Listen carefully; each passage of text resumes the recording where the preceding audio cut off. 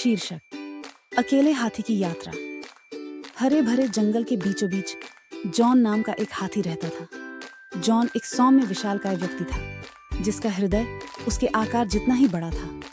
उनके दिन आमतौर पर पक्षियों की चहचहाहट, सरसराती पत्तियों और जंगल के दोस्तों की हंसी से भरे होते थे। लेकिन एक दिन जॉन जब उठा तो उसने खुद को अकेला पाया। उसके दोस्त माया बंदर, बाबू भालू और चिंटू खरगोश सभी जंगल के एक नए हिस्से की खोज के लिए यात्रा पर गए थे। थोड़ा अकेलापन महसूस करते हुए जॉन ने अपने दिन का सर्वोत्तम उपयोग करने का निर्णय लिया। वह जंगल में घूमता रहा। उसके विशाल पैर जंगल के फर्श पर हल्की गड़गड़ाहट कर रहे थे। जैसे ही वह चला, उसने अपने चारों ओर की सुंदरता की प्रशंसा की।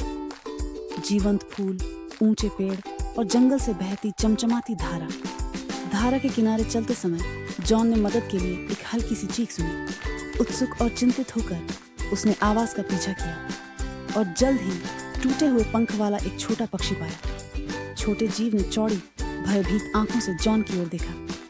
चिंता मत करो, जॉन ने धीरे से कहा, मैं तुम्हारी मदद करूंगा। अपनी लंबी सूंड का उपयोग करते हुए जॉन ने सावधानी से पक्षी को उठाया और एक बड़े छायादार पेड़ के नीचे एक सुरक्षित स्थान पर ले गया। उसने धीरे से कुछ मुलायम पत्तियां इकट्ठी की और पक्षी के लिए एक आरामदायक बिस्तर बनाया। फिर जॉन ने छोटी चिड़िया के पीने के लिए धारा से ताज़ा पानी लाने के लिए अपनी सूंड का उपयोग किया। जैसे जैसे पक्षी ठीक होने लगा, वह खुशी से चहकने लगा और अपने छोटे छोटे पंख फड़फड़ाने लगा।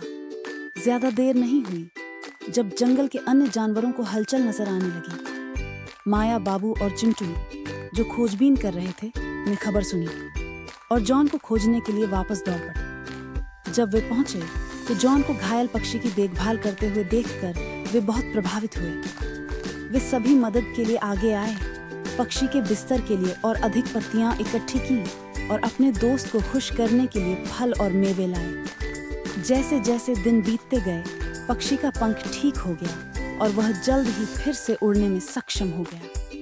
यह जॉन की पीठ पर बैठा और धन्यवाद के रूप में एक आनंदमय गीत गाया। जॉन को एहसास हुआ कि भले ही वह कुछ समय के लिए अकेला था, लेकिन किसी जरूरतमंद की मदद करके उसने एक बड़ा बदलाव लाया है। उसके दोस्त उसकी दयालुता के लिए आभारी थे और सितारों के नीचे एक भव्य दावत का आयोजन किया। जंगल हंसी और गानों से गूंज उठा और जॉन को अपने दिल में गर्माहट महसूस हुई। तब से जॉन को पता चला कि अकेलेपन के क्षणों में भी वह दूसरों की मदद करने में उद्देश्य और खुशी पा सकता है। और जब भी उसे अकेलापन महसूस होता, वह उस पक्षी और उस दिन को याद करता जब उसने एक नया दोस्त बनाया था, यह जानते हुए कि दयालुता हमेशा साथ लाती है। अंत।